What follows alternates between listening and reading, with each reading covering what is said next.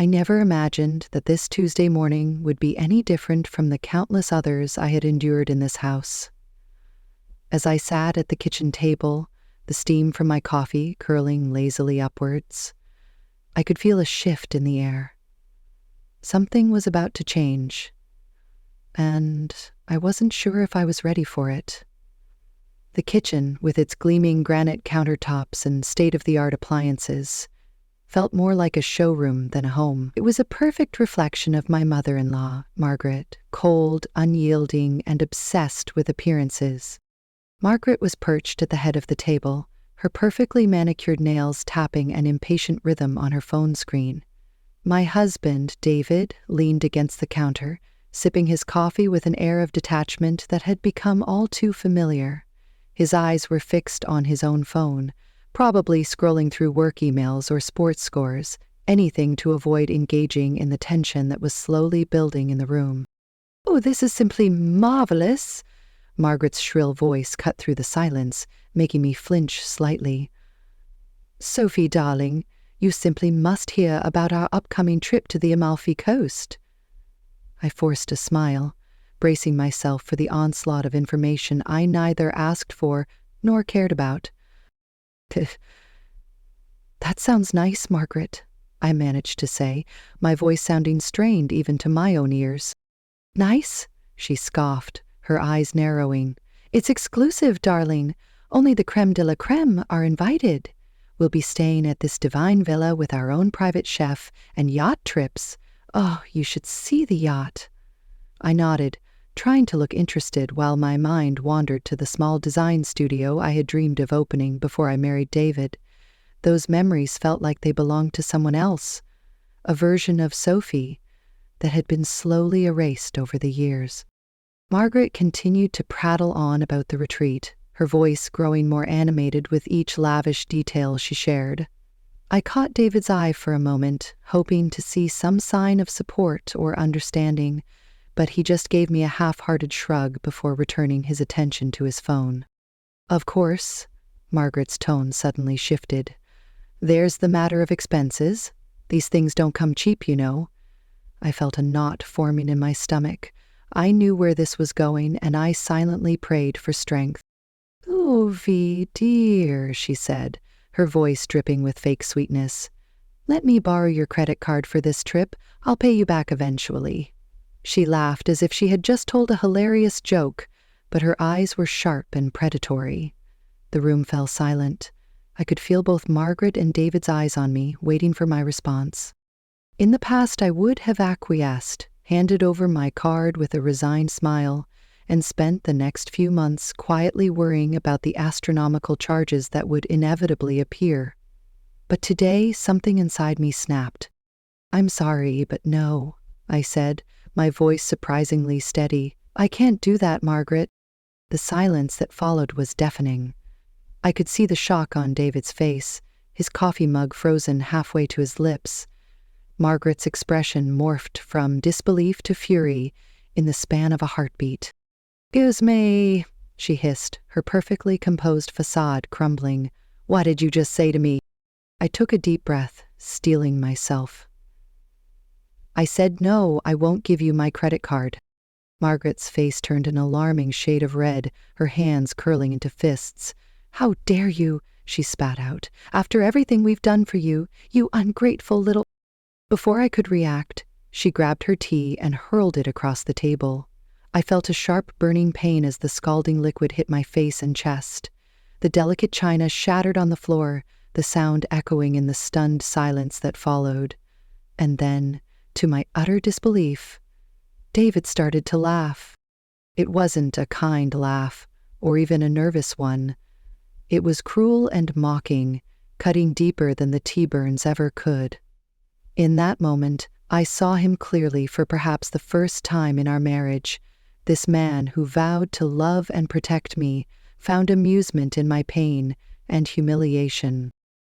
"Oh, come on, Soph," he said between chuckles. "You know how Mom gets. Just give her the card and let's move on." I stood up slowly, tea dripping from my chin onto my shirt. My skin stung, but it was nothing compared to the pain in my chest.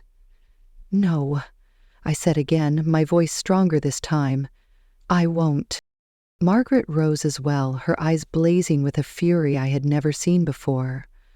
You listen to me, you little gold digger, she snarled. You either give me that card, or you can leave and never come back. Do you understand me? You're nothing without this family. Nothing. I looked at David desperately, hoping he'd step in, say something, anything to defend me, but he just stood there, that amused smirk still playing on his lips. In that moment, I realized a fundamental truth I had been trying to ignore for years. I was alone in this marriage, in this family. Fine, I said, my voice barely above a whisper. I'll go. Margaret laughed, a harsh, ugly sound.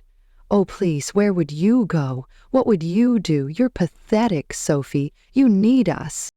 I turned and walked out of the kitchen, my legs shaking, but my resolve strengthening with each step. I could hear Margaret calling after me, her voice a mixture of threats and mocking laughter. David said nothing as I climbed the stairs to our bedroom, my mind racing. I knew I couldn't stay here, not after this. But Margaret was right about one thing. Where would I go? I had become so isolated over the years, cut off from friends and family. I had lost touch with who I used to be. I entered the bedroom and closed the door behind me, leaning against it as I tried to catch my breath. My face and chest still stung from the tea, and I could feel tears threatening to spill over. But I wouldn't cry, not now. Instead, I walked to the closet and pulled out a suitcase. As I began to pack, I could hear Margaret and David talking downstairs, their voices rising and falling like a distant storm. I tried to block them out, focusing instead on what I needed to take with me: clothes, toiletries, important documents. My hands shook as I gathered these things, the reality of what I was doing slowly sinking in. I was leaving. After years of enduring Margaret's emotional abuse and David's indifference, I was finally taking a stand. I paused when I came across a photo album tucked away in the back of the closet. I flipped it open, and my breath caught in my throat. There I was, smiling widely on my college graduation day. Another photo showed me laughing with friends at a cafe. I barely recognized that carefree, confident young woman.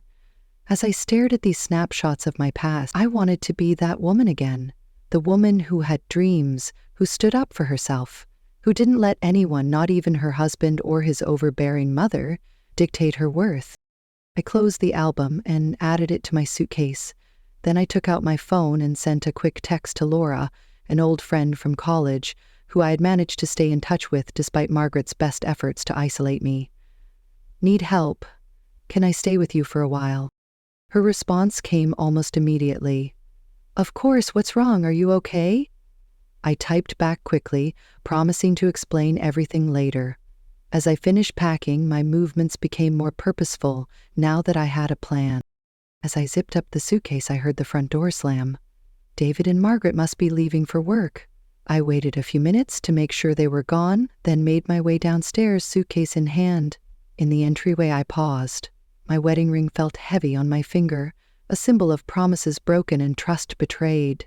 I slid it off and placed it on the console table. The soft clink as it hit the wood felt like a full stop at the end of a long, painful sentence. I took one last look around the house that had never felt like home. Then, with a deep breath, I stepped outside and closed the door behind me. As I walked to my car, I felt a weight lifting from my shoulders. For the first time in years, I felt like I could breathe. I didn't know what the future held. I was scared, yes, but I was also exhilarated because, for the first time in a long time, the future was mine to shape. As I drove away from the house and the life I was leaving behind, I realized this was the first step toward finding myself again. The sound of the front door slamming shut behind David and Margaret echoed through the house, leaving an eerie silence in its wake. I stood in the middle of our grand living room, my cheek still stinging from the scalding tea. The house suddenly felt different, like a theater set after the audience has left and the lights have dimmed. It was a blank canvas, and for the first time in years I felt like I had the brush in my hand. I took a deep breath, inhaling the lingering scent of David's cologne and Margaret's overpowering perfume. It was a smell I wouldn't miss. With determined steps, I headed back upstairs to our bedroom, soon to be just David's bedroom, and pulled out the largest suitcase we owned from the back of the closet. As I began to pack, each item I placed in the suitcase felt like a small act of rebellion. The sweater I wore on our honeymoon, a soft blue thing that David once said brought out my eyes, now served as a reminder of happier times and broken promises. I folded it carefully, wondering if I'd ever wear it again or if it would remain a relic of a past life.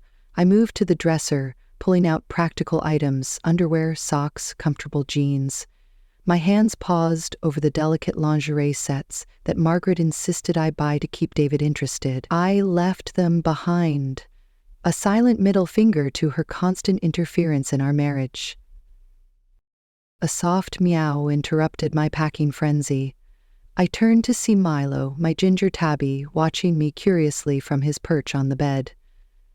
"Hey, sweetie," I murmured, reaching out to scratch behind his ears. "Looks like we're going on an adventure." Milo purred, leaning into my touch, and I felt a lump form in my throat. At least I'd have one familiar face with me in this new chapter of my life. I grabbed Milo's carrier from the hall closet, lining it with his favorite blanket as I placed it by the door, ready for our departure. I caught sight of myself in the full-length mirror. The woman staring back at me looked both familiar and strange. Her eyes were wide with a mixture of fear and excitement, her hair slightly mussed from the morning's chaos. There was a faint red mark on her cheek where the T hit, a physical reminder of why I was leaving. I turned away from the mirror and continued my task. In the home office, I gathered important documents: birth certificate, passport, bank statements. My hands shook slightly as I picked up our marriage certificate. For a moment, I considered leaving it behind, but practicality won out. I might need it in the future, even if the thought made my stomach churn. Back in the bedroom, I opened my jewelry box. Most of the pieces were gifts from David or Margaret, ostentatious things designed more for show than my actual taste. I left them all behind, save for a simple silver locket that belonged to my grandmother. As I clasped it around my neck, I remembered her words, "You're stronger than you know, Sophie." I hoped she was right. I moved to the bookshelf next, running my fingers along the spines of my favorite novels. Each one felt like an old friend, offering comfort and escape when reality became too much. I couldn't take them all, so I selected a few that meant the most to me over the years: Pride and Prejudice, To Kill a Mockingbird, a well-worn collection of Emily Dickinson's poems. These at least would provide some solace in the uncertain days ahead. As I placed the books in my suitcase, a small photo album caught my eye. I pulled it out, flipping through pages of memories. There was a photo of David and me on our first date, both of us grinning at the camera, full of hope and possibility. I remembered feeling like I was on top of the world that night, certain that I had found my happily ever after. Another photo showed Margaret, David, and me at our engagement party. Margaret's arm was around me, but her smile didn't reach her eyes. Even then, before we were married, she was already marking her territory, asserting her dominance over the woman who dared to steal her precious son. I closed the album with a sigh, adding it to my suitcase. These memories, both good and bad, were part of my story. I wouldn't erase them, but I wouldn't let them define my future either. With my packing nearly complete, I took one last look around the room that had been my prison for the past 5 years. The king-size bed with its mountain of decorative pillows that Margaret insisted on, the heavy curtains that always made the room feel claustrophobic no matter how bright the day outside, the abstract painting on the wall that I never understood but pretended to appreciate because Margaret chose it. I realized now how little of myself was actually in this room, in this entire house. It was as if I had been slowly fading away, becoming a ghost in my own life. But not anymore. Today I was choosing to become solid again, to take up space, to matter. I zipped up my suitcase and took a deep breath. The hardest part was yet to come. I made my way downstairs, Milo's carrier in one hand and my suitcase in the other. In the entryway, I paused, my eyes falling on my wedding ring still sitting on the console table where I'd left it earlier. For a moment, I was tempted to take it with me, not to wear, but as a reminder of what I was leaving behind, of the mistakes I wouldn't make again. But as I reached for it, I stopped myself. I didn't need a reminder. The lessons I had learned were etched into my heart, my mind, my very being. I pulled out my phone and made a call. "They're gone. It's time," I said when Laura picked up. Her voice was calm and reassuring as she confirmed that everything was arranged. A wave of gratitude washed over me. I wasn't alone in this, not really. With trembling fingers, I unclipped my house keys from my key ring. The sound they made as they dropped into the mailbox was both terrifying and exhilarating. There was no going back now. I opened the front door, stepping out into the warm summer morning. The street was quiet, most of our neighbors already gone for the day. Mrs. Johnson from next door was watering her roses. She gave me a friendly wave, completely unaware of the seismic shift happening in my life. I waved back, wondering if I'd ever see her or this street again. As I walked to my car, my footsteps felt lighter with each step. I loaded my suitcase into the trunk and carefully secured Milo's carrier in the back seat. He meowed in protest at being confined, but I murmured soothing words to him. "It's okay, buddy. We're going to be okay." I slid into the driver's seat and started the engine. For a moment, I sat there, my hands gripping the steering wheel. In the rearview mirror, I could see the house, my beautiful prison, growing smaller. Tears pricked at my eyes, but I blinked them away. This wasn't a time for sorrow. It was a time for courage. I put the car in drive and pulled away from the curb. As I turned the corner at the end of our street, I felt a weight lifting from my shoulders. The future stretched out before me, unknown and a little scary, but full of possibility. For the first time in years, I felt like I could breathe freely. I didn't know exactly where I was going or what I would do when I got there, but I did know one thing. I was finally on my way to becoming myself again. As I merged onto the highway and pointed my car toward Laura's house, I felt a sense of empowerment wash over me. I was reclaiming my life, my identity, and my dreams. I had spent too long living in the shadows of others, and now it was time to step into the light. Meanwhile, back at the house, David and Margaret returned from work, their laughter echoing through the empty rooms. Margaret was in the middle of describing the exclusive yacht parties she'd be attending, her voice filled with excitement. "Ooh, remind me to talk to Sophie about that credit card situation again. I'm sure she'll see reason after having some time to think about it." David winced at the mention of my name. He had been trying to push the memory of my hurt, angry face out of his mind all day. "Mom, maybe we should ease up on Sophie for a while. This morning was pretty intense." Margaret waved her hand dismissively as they approached the front door. "Oh, please, that girl needs to learn her place in this family. A little tough love never hurt anyone." David sighed, fishing his keys out of his pocket as he unlocked the door. The house seemed too quiet, too still. Usually by this time, he could smell dinner cooking or hear me moving around in the kitchen. "Amélie?" he called out, his voice echoing slightly in the quiet house. There was no response. He followed Margaret into the living room, his eyes scanning the room. Everything looked normal at first glance, but as he looked closer, he realized something was missing. The throw pillows I had picked out were gone from the couch. The vase of fresh flowers that usually sat on the coffee table was absent. "Where are all of Sophie's photos?" Margaret asked, her brow furrowed as she picked up one of the frames. David felt his stomach drop. "Sophie?" he called out again, louder this time, a note of panic creeping into his voice. He rushed upstairs, taking the steps two at a time.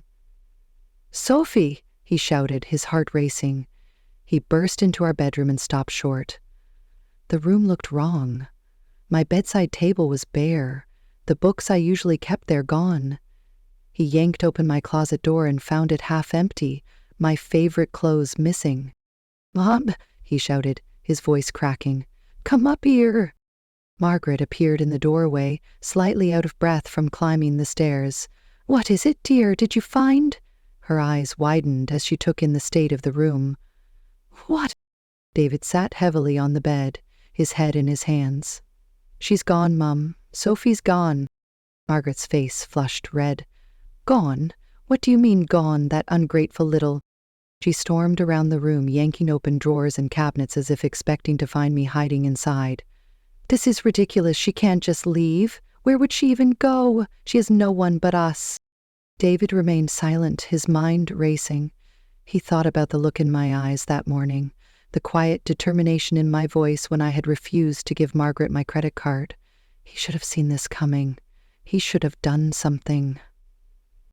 Mom, he said finally, his voice small, I don't know who to call. Margaret threw up her hands in exasperation. Useless, both of you. Utterly useless. Fine, I'll do it myself. She pulled out her phone and began dialing furiously, muttering under her breath. David stood up and wandered back downstairs, feeling dazed. In the living room, he noticed more missing items. My favorite throw blanket, the painting I had bought on our honeymoon. How had he not noticed how empty the house felt when they first walked in? His eyes fell on the console table in the entryway, and his breath caught in his throat. There, glinting in the fading afternoon light, was my wedding ring. He picked it up, the small circle of metal feeling impossibly heavy in his hand. She's really gone, he whispered to himself, the reality of the situation finally sinking in. Upstairs, he could hear Margaret's voice rising in anger as she left message after message on my voicemail. Sophie, this is childish and irresponsible. Come home this instant. If you don't call me back right now, I swear I'll... David sank onto the couch, my ring clutched tightly in his fist. He thought back over the past few years of their marriage. When had things gone so wrong?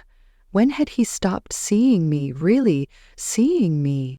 He was so lost in his thoughts that he almost didn't hear the knock at the door. It was only when it came again, louder and more insistent, that he snapped back to reality. Mom, he called out, someone's at the door. Margaret came thundering down the stairs, her face flushed with anger. Well, aren't you going to answer it? It's probably Sophie coming to her senses and crawling back. David doubted that, but he got up and walked to the door anyway. Taking a deep breath, he opened it. Two men stood on the porch, dressed in impeccable suits that screamed lawyers. Their expressions were neutral and professional, but there was a hint of steel in their eyes that made David's stomach clench. Good evening, one of them said, his voice smooth and controlled.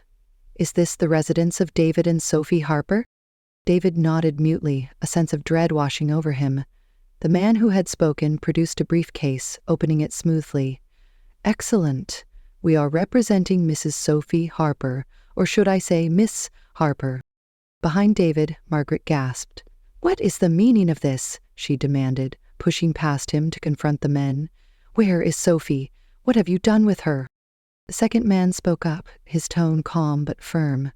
Mrs. Harper is safe and well. We're here to deliver some legal documents on her behalf.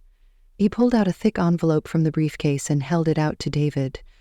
These papers outline Miss Harper's formal separation, as well as the transfer of ownership of all jointly held accounts and assets she is entitled to under the law. David took the envelope, his hand shaking. I don't understand, he mumbled. This morning everything was... we had a fight, but... I'm afraid Ms. Harper has made her intentions quite clear, the first man said. She wanted you to know that she's not coming back. Consider this a courtesy visit to inform you of her decision and to handle the necessary legal arrangements. Margaret, who had been uncharacteristically quiet, suddenly exploded. This is preposterous. You can't just show up here. Sophie couldn't possibly have arranged all this. She needs us. The lawyers exchanged a glance before the second one spoke again. I assure you, Mrs. Harper is quite capable and has been planning this for some time. All the documents are in order, and I'd advise you both to review them carefully. If you have any questions, you can contact our office. He handed David a business card, but David started, still struggling to process what was happening. Good evening, Mr. Harper. Mrs. Harper, the first lawyer said, effectively cutting off any further discussion.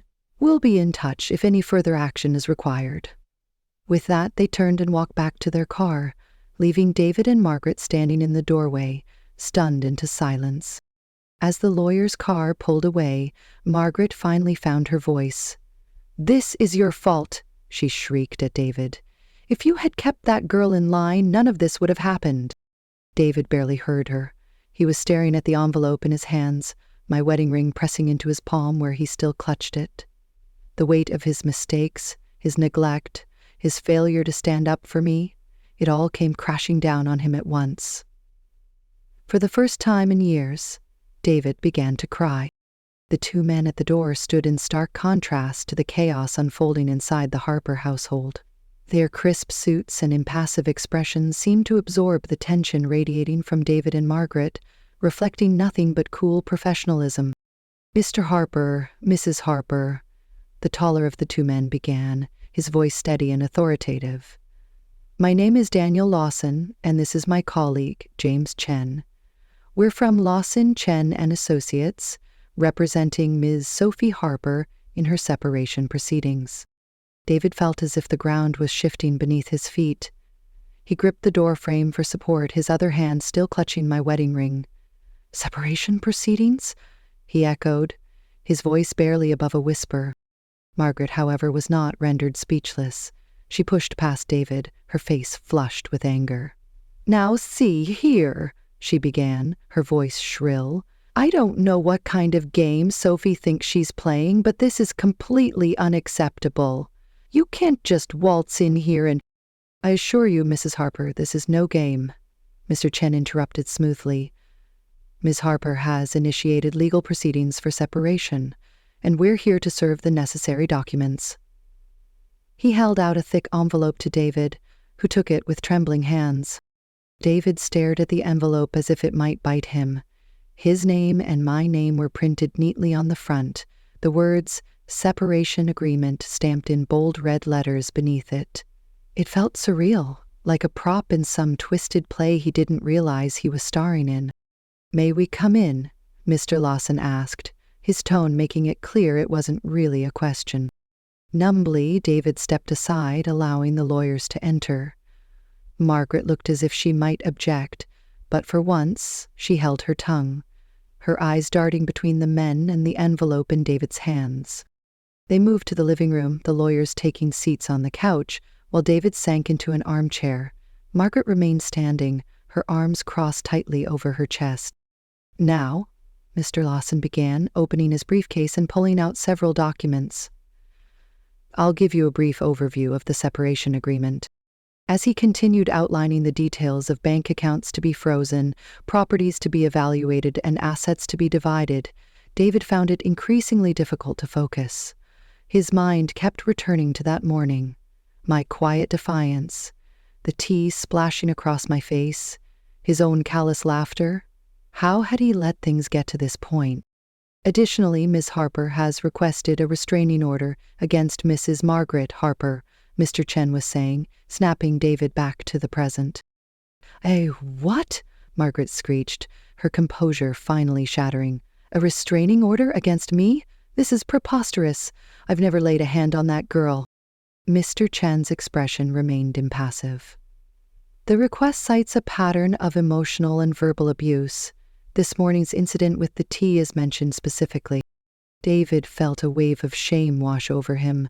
He had stood by and laughed while his mother assaulted his wife. What kind of man did that make him? "This is all a misunderstanding," he found himself saying, though the words sounded hollow even to his own ears. "If I could just talk to Sophie, I'm sure we could work this out." Mr. Lawson shook his head. "I'm afraid that won't be possible, Mr. Harper. Miss Harper has made it clear she does not wish to have any direct contact with you or your mother at this time. All communication should go through our office." "She can't do this," Margaret interjected, her voice rising. "She has no right. We've given her everything. She'd be nothing without us." David opened his mouth, but no words came out. He thought about me. My bright smile when we first met, the way my eyes used to light up when I talked about my dreams. When was the last time he'd seen that light? He was so lost in his thoughts that he almost didn't hear the knock at the door. It was only when it came again, louder and more insistent, that he snapped back to reality. "Mom," he called out, "someone's at the door." Margaret came thundering down the stairs, her face flushed with anger. "Well, aren't you going to answer it? It's probably Sophie coming to her senses and crawling back." David doubted that, but he got up and walked to the door anyway. Taking a deep breath, he opened it. Two men stood on the porch, dressed in impeccable suits that screamed lawyers. Their expressions were neutral and professional, but there was a hint of steel in their eyes that made David's stomach clench. "Good evening," one of them said, his voice smooth and controlled. "Is this the residence of David and Sophie Harper?" David nodded mutely, a sense of dread washing over him. The man who had spoken produced a briefcase, opening it smoothly. "Excellent. We are representing Mrs. Sophie Harper, or should I say, Ms. Harper." Behind David, Margaret gasped. "What is the meaning of this?" she demanded, pushing past him to confront the men. "Where is Sophie? What have you done with her?" The second man spoke up, his tone calm but firm. "Mrs. Harper is safe and well. We're here to deliver some legal documents on her behalf." He pulled out a thick envelope from the briefcase and held it out to David. "These papers outline Miss Harper's formal separation, as well as the transfer of ownership of all jointly held accounts and assets she is entitled to under the law." David took the envelope, his hand shaking. "I don't understand," he mumbled. "This morning everything was, we had a fight, but—" "I'm afraid Miss Harper has made her intentions quite clear," the first man said. "She wanted you to know that she's not coming back. Consider this a courtesy visit to inform you of her decision and to handle the necessary legal arrangements." Margaret, who had been uncharacteristically quiet, suddenly exploded. "This is preposterous. You can't just show up here. Sophie couldn't possibly have arranged all this. She needs us." The lawyers exchanged a glance before the second one spoke again. "I assure you, Mrs. Harper is quite capable and has been planning this for some time. All the documents are in order, and I'd advise you both to review them carefully. If you have any questions, you can contact our office." He handed David a business card, but David started, still struggling to process what was happening. "Good evening, Mr. Harper, Mrs. Harper," the first lawyer said, effectively cutting off any further discussion. "We'll be in touch if any further action is required." With that, they turned and walked back to their car, leaving David and Margaret standing in the doorway, stunned into silence. As the lawyer's car pulled away, Margaret finally found her voice. "This is your fault," she shrieked at David. "If you had kept that girl in line, none of this would have happened." David barely heard her. He was staring at the envelope in his hands, my wedding ring pressing into his palm where he still clutched it. The weight of his mistakes, his neglect, his failure to stand up for me, it all came crashing down on him at once. For the first time in years, David began to cry. As I drove away from the house, I felt a sense of liberation wash over me. The sun was shining brightly, and the world outside my car window seemed to come alive. I was no longer just Sophie, the dutiful wife. I was Sophie, the woman reclaiming her life. With each mile I put between myself and my old life, I felt lighter. I thought about my dreams, my passion for graphic design, the small studio I had always wanted to open. I had spent so long living in the shadows of others, but now it was time to step into the light. I arrived at Laura's apartment, my heart racing with a mix of excitement and anxiety. As I parked my car and stepped out, I took a deep breath, inhaling the fresh air. This was a new beginning, and I was ready to embrace it. Laura greeted me with open arms, her warm smile instantly putting me at ease. "Sophie, I'm so glad you're here." "Thanks for letting me crash here," I said, feeling a wave of gratitude wash over me. "Porous, your family," she replied, leading me inside. As I settled into the cozy living room, I felt a sense of peace I hadn't experienced in years. The walls were adorned with Laura's artwork, each piece telling a story of creativity and passion. I realized how much I had missed being surrounded by art and inspiration. Over the next few days, I began to rediscover myself. I spent hours sketching and brainstorming ideas for my design studio. I felt a spark of creativity igniting within me, and it was exhilarating.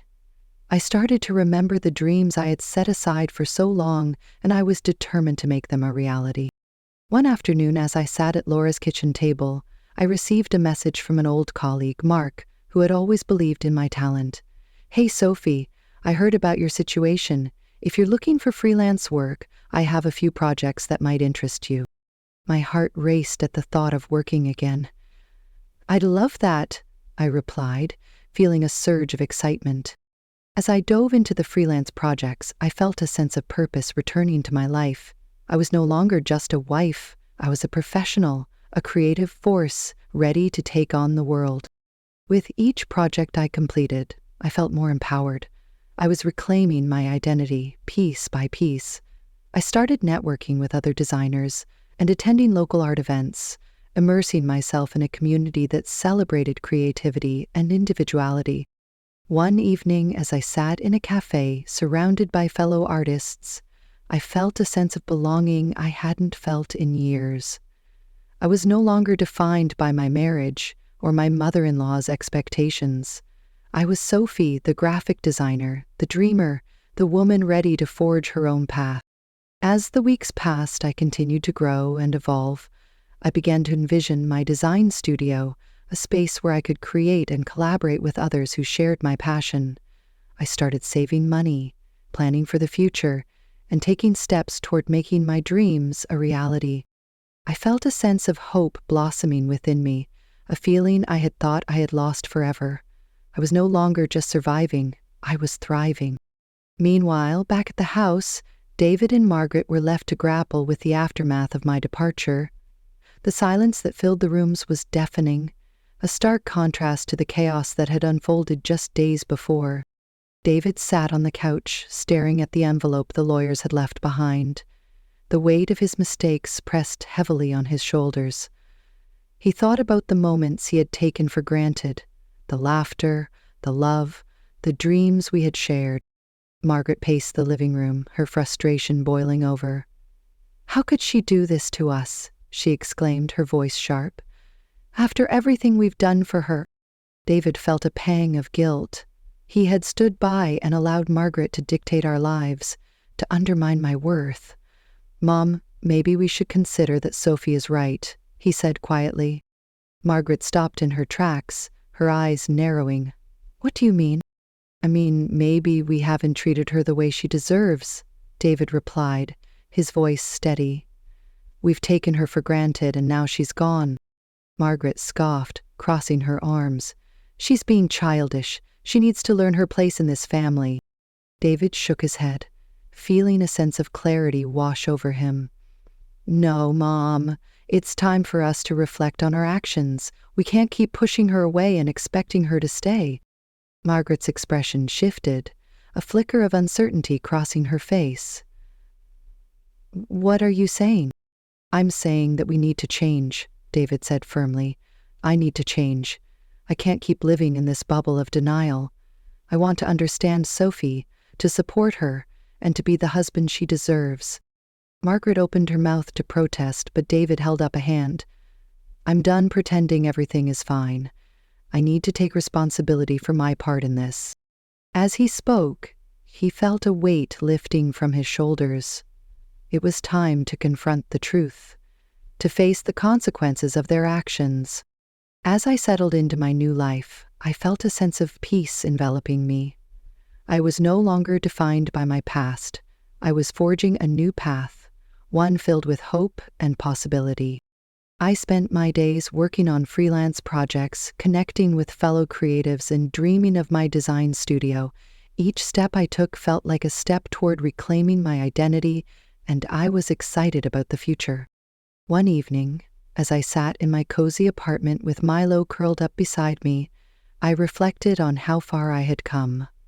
I had faced my fears, broken free from the chains of my past, and embraced the woman I was meant to be. I knew there would still be challenges ahead, but I was ready to face them head on. I was Sophie, a woman reborn, and I was ready to embrace whatever life had in store for me. With a heart full of hope and a spirit ignited by passion, I looked forward to the journey ahead. This was just the beginning, and I was ready to embrace it all.